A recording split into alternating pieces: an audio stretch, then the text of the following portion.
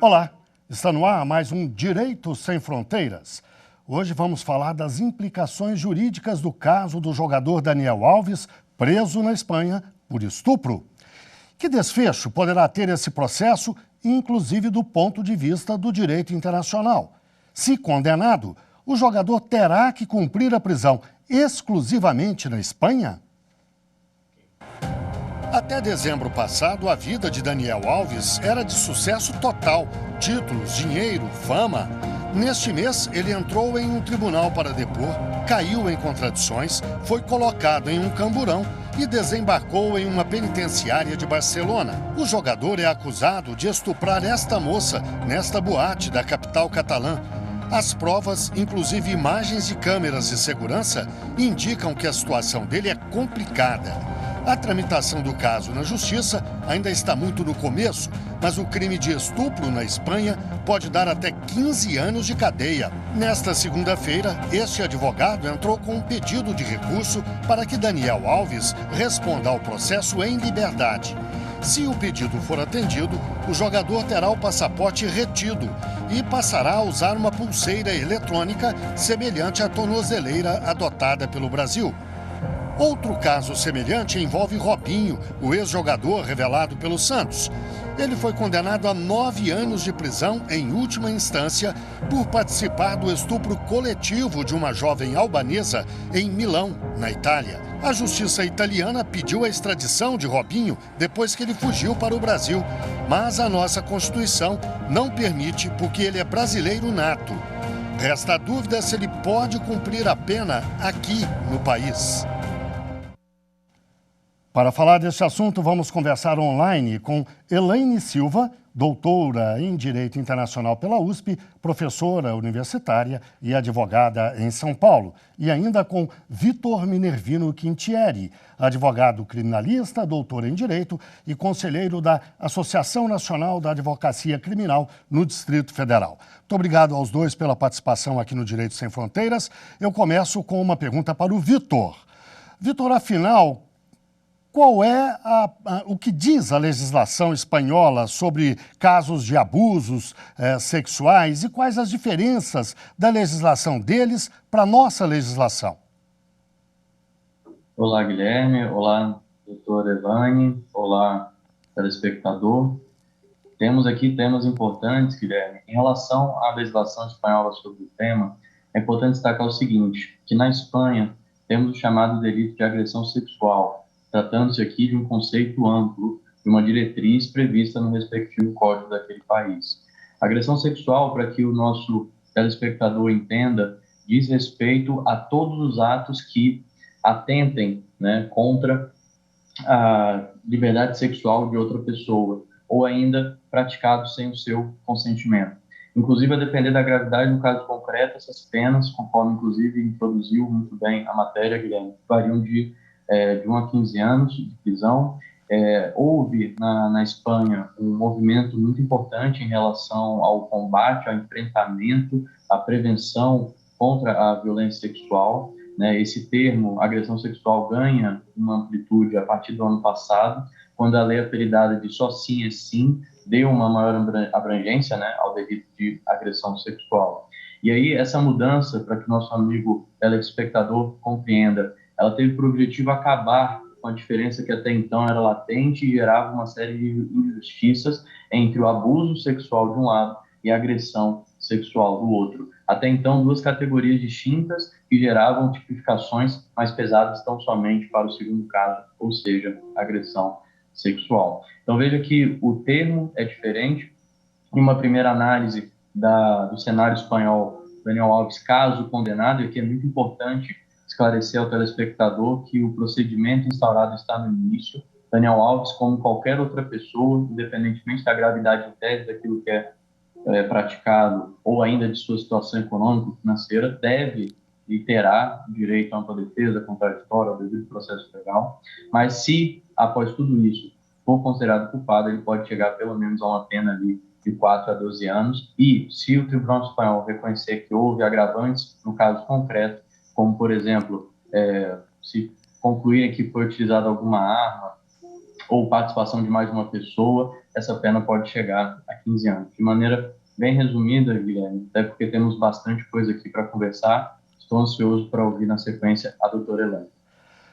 Eu aproveito então para lhe perguntar, Elaine, do ponto de vista internacional, eu sei que você dedica a fazer uma análise mais com essa abordagem, como é que você analisa a legislação espanhola, nesse caso?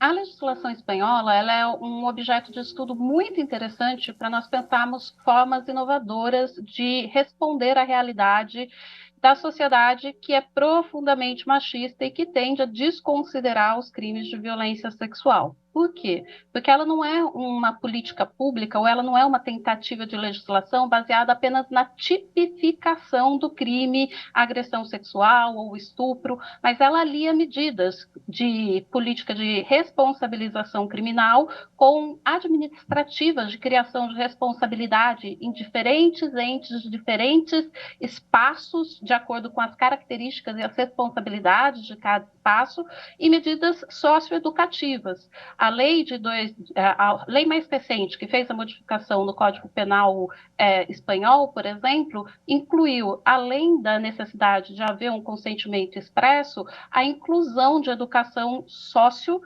afetivo-sexual nas escolas, como uma tentativa de gerar maior responsabilidade.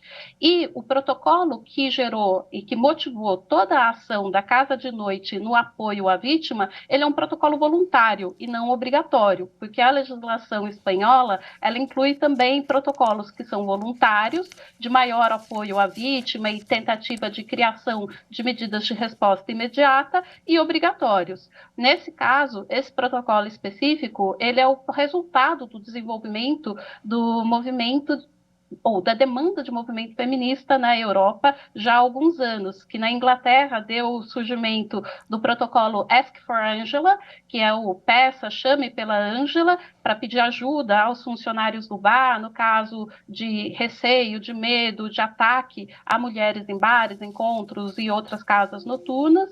E a Espanha, além desse protocolo, que é o protocolo Não Calemos, que é um protocolo voluntário, acabou adotando o próprio em alguns espaços, porque é livre também para cada ente federativo adotar medidas específicas no país, protocolos específicos. Então, você tem uma medida, uma política que é do ponto lilás feminista, LGBT, o Ask for Angela, o No Calhemos. São diferentes formas de poder responder a essa realidade, porque apenas a responsabilização criminal, ela não tem se mostrado suficiente para mudar uma cultura de violência. Então, ele é interessante de uma perspectiva internacional para ver como está ocorrendo essa difusão de demandas, de respostas, e como nós estamos olhando para a Espanha hoje como um exemplo de uma medida, de uma política inovadora que pode gerar mudança também aqui em nossos países. Elaine, você falou no protocolo, a reportagem citou meio rapidamente. Eu tenho aqui algumas anotações sobre como funciona o protocolo. Eu vou passar rapidamente e pedir o comentário do Vitor em seguida. Olha, o protocolo é um conjunto de ações para que espaços públicos de lazer, bares, boates, festas, inclusive, previnam agressões sexuais e saibam como lidar com isso quando elas acontecem. Foi criado pela cidade de Barcelona em 2018. Mais de 40 bares e boates da cidade aderiram espontaneamente. Depois, bares também de Madrid, de outras cidades da Catalunha e também do interior da Espanha aderiram. E funciona mais ou menos assim, quando os seguranças do lugar, por exemplo, percebem alguma coisa anormal, uma mulher chorando, por exemplo, aliás, foi o que aconteceu lá no caso dessa moça, vítima do Daniel Alves, supostamente vítima.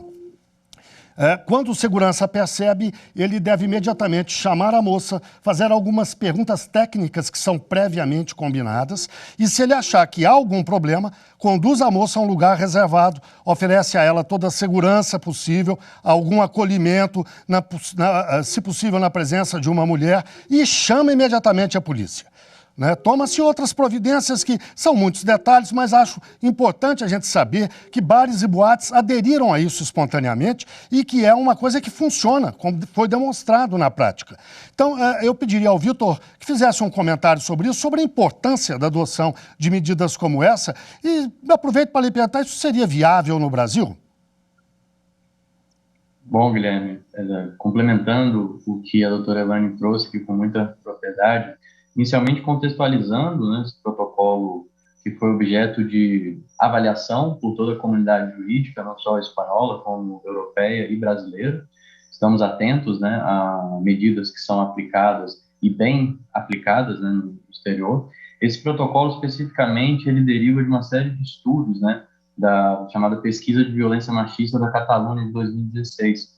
Então, esse protocolo serve como uma forma de verificação do mundo fático, em que, infelizmente, locais de lazer, boates, né, festas, infelizmente, acabam sendo palco para esse tipo de violência, e como uma medida de incentivo ao combate, à prevenção e até mesmo ao salvamento de vidas. Né? A violência sexual contra a mulher ela tem vários e vários contextos. Infelizmente, muitas mulheres ao redor do mundo já foram vítimas de violência justamente nesse contexto, em casas de festa, em boates, e se não controlada, né, se não previamente controlada, se não é previamente uma educação, muitos casos, inclusive, geraram a morte, né, dessas mulheres, porque a agressão começa ali numa casa noturna, dependendo do cenário, o agressor consegue retirar essa mulher ali daquele espaço e fazer todo tipo de violência, acabando muitas vezes com a própria morte.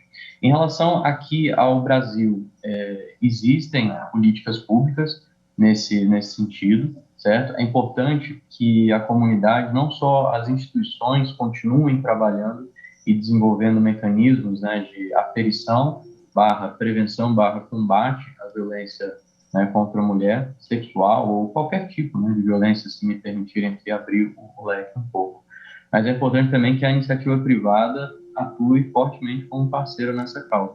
É algo que interessa a homens, a mulheres, a toda a população brasileira, aos estrangeiros que vivem aqui, né? Nenhum ser humano se sente seguro minimamente em um país que não respeita, né, a dignidade das pessoas, lato sensu, principalmente a dignidade aqui das mulheres. Sobre esse protocolo da Catalunha, importante verificar, claro que a gente não conseguiria esgotar, né, todo o protocolo aqui em um programa, mas é importante verificarmos a complexidade e o cuidado que é dado a essa mulher. Desde o momento, isso foi, né, nítido no caso envolvendo Daniel Alves. Essa mulher teve, por exemplo, a sua privacidade resguardada, né, durante o início da investigação, durante os atos praticados. Por que isso? Qual que é a razão de ser? Às vezes me perguntam com um ar de, não, mas por que não expõe a vítima? Às vezes é uma pessoa, o nome, né? Às vezes é uma pessoa que é inimiga, né, do suposto algoz. Não é isso. Muitas vezes, essa pessoa, vítima de violência, né, contra a mulher, seja sexual, seja de outras espécies, acaba sendo revitimizada, né, com indagações do tipo, foi vítima de violência, e pasmem, já acompanhei casos em que eu tive que ouvir esse tipo de fala. A mulher foi vítima de violência sexual, mas olha a roupa que ela estava usando, ou olha o jeito, não interessa. As mulheres, as pessoas são livres, né, para usar qualquer tipo de roupa. E você não pode autorizar uma revitimização. Ou ainda no sentido de que, olha, sai o rosto da pessoa, o nome, a identificação, e começam a falar coisas do tipo, fulana quer ser famosa, fulana quer fama. Gente, é uma questão não só jurídica aqui, mas de empatia. Então, na minha perspectiva, o protocolo vem, em boa medida, trabalhar esse aspecto da privacidade, né? Além de conferir no decorrer, né, das ações, porque é um transtorno, é um trauma, né, que essa mulher passa, né? É algo que o tempo pode amenizar, mas duvido que apague totalmente essa experiência. Mas é um protocolo que é muito útil, eu espero, né, que depois desse episódio, não só a Catalunha, a Espanha como um todo, mas cada vez mais entes, né, já que é facultativo, mas cada vez mais pessoas jurídicas de direito privado possam aderir e salvar vidas, né? Estamos Elaine, aqui falando ao final disso. Eu posso aproveitar que você já vai me chamar, Guilherme, fazer uma observação com relação a essa resposta do Victor? sim. É só uma observação rápida, que mesmo com todas as tentativas de preservação do anonimato da vítima para fins públicos, porque, obviamente, quem está no processo vai saber quem é e tudo mais, né? É importante notar isso, para evitar essa expressão e exposição da vítima ao julgamento público, como a gente diria, ao julgamento das redes sociais, ela está sendo julgada. Esse aspecto de evitar a revitimização, a repressão, o aumento da pressão para que ela abra mão da ação é muito grande. Então, a gente tem visto e tem sido objeto de atenção essa busca por uma vítima perfeita que abre mão de todo o seu direito apenas para ter a penalização, como se abrir mão de indenização ou qualquer outra coisa justificasse. E eu acho que esse caso está trazendo vários elementos interessantes para a gente poder pensar o que é a realidade da denúncia de uma violência sexual. E na Espanha isso está tendo uma projeção muito grande, porque o Daniel é visto como uma pessoa que tem poder. E o que está se perguntando é até quando as pessoas que têm poder, que têm exposição, que são famosas, vão poder ser impunes dos crimes de violência sexual. Bem, falando ainda sobre o Daniel Alves, porque nós falamos sobre outras particularidades, mas no caso específico do Daniel Alves, Vitor, para você responder daqui a pouco no próximo bloco, o que pode acontecer com ele? Evidentemente, condenado, pode ter até 15 anos de prisão, nós já falamos sobre isso. Mas ele poderia cumprir essa pena no Brasil? Isso seria possível? Há algum tratado, acordo internacional que preveja casos assim? Mas, como eu disse, eu peço que você responda daqui a pouco. O Direito Sem Fronteiras, então, faz uma breve pausa e volta já já.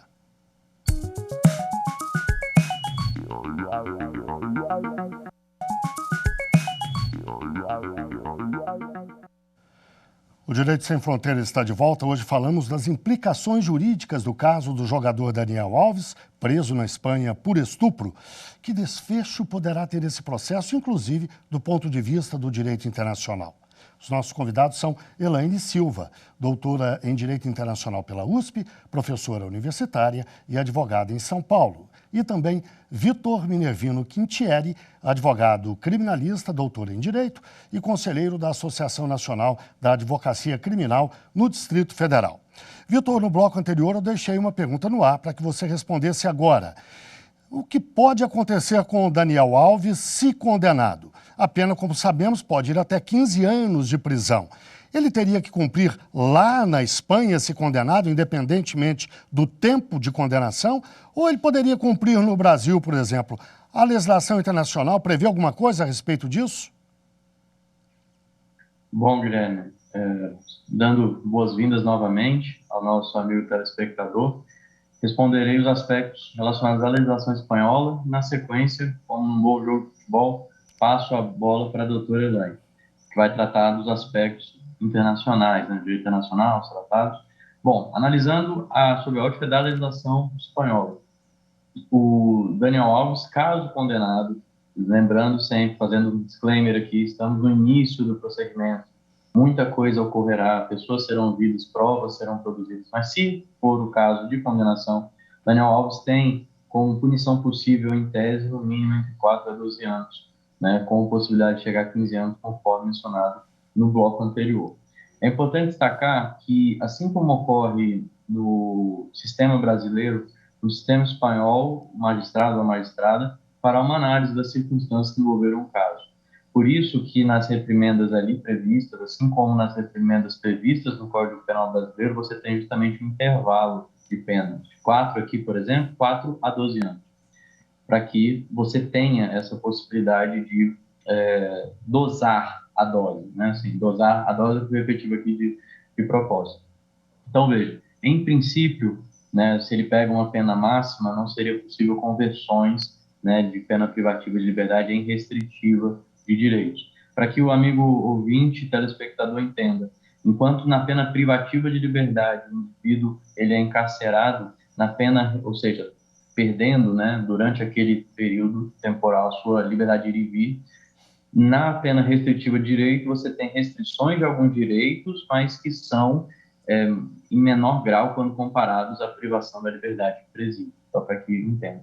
E nesse aspecto, passo a bola agora para a doutora Elaine, que vai abordar as questões relacionadas específicas aos tratados internacionais.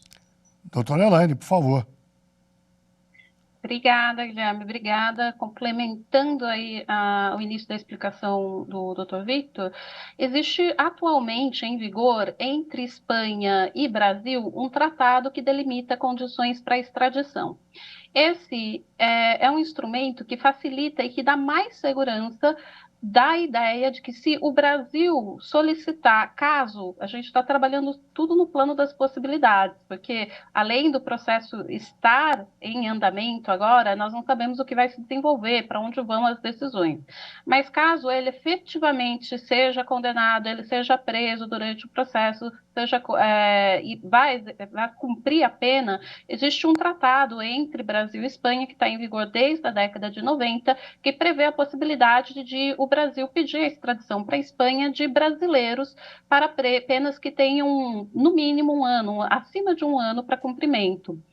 Agora, existe uma possibilidade que está sendo muito comentada desde o caso Robinho, na realidade, que a gente não tem, com base nas informações atuais, nem para saber efetivamente se ocorre no caso Robinho e se ocorrerá no caso Daniel Alves, que é o fato de, aparentemente, alguns jogadores brasileiros começaram a adotar uma prática de pedir a naturalização dos estados nos quais eles foram jogar, para não precisarem de visto, ficar renovando visto, pedir autorização de residência de trabalho.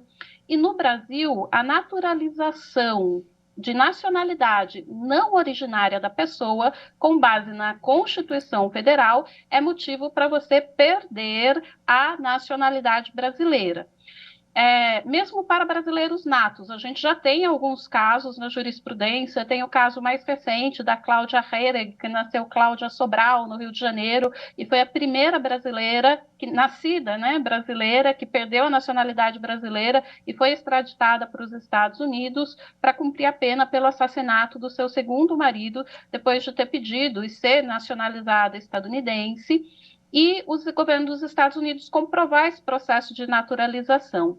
Então, no caso Robinho, isso começou a surgir como uma possibilidade. Eu não sou, né, obviamente, advogada do Robinho, não teve acesso aos documentos, isso teria que ser analisado, mas isso é algo que começou a ser discutido e que pode vir a mudar a situação. E se o Daniel fez isso também, no caso, pediu a nacionalidade espanhola para facilitar a sua estadia na Espanha sem ter que solicitar visto, isso pode ter um impacto também na possibilidade do Brasil pedir a extradição do Daniel, caso ele seja condenado, vai ser preso, cumprir pena, de ele poder retornar no Brasil para cumprir a pena no Brasil.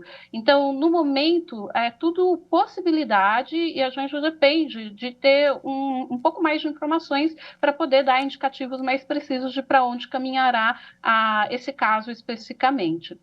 Vitor, que diferenças haveria entre o caso do Robinho e do Daniel Alves? A gente falou no princípio, lembrou que o Robinho já está condenado e há 9 anos de prisão. O Brasil tentou a extradição, não conseguiu. A professora lembrou aqui agora dessa possibilidade, caso ele tenha perdido a nacionalidade brasileira, de ser extraditado. Agora, que diferença haveria entre um caso e outro na sua avaliação? Bom, Guilherme, como você, ao fazer a pergunta, introduziu, é importante destacar ao telespectador um princípio basilar e comum aos sistemas brasileiro, italiano, espanhol, que é justamente da presunção de inocência. Robinho, ao ser condenado perante a justiça italiana, ele perdeu perante aquele país a presunção de sua inocência, até porque a condenação transitou em julgado. Diferentemente de Daniel Alves, que perante a justiça espanhola tem ainda o status de inocente.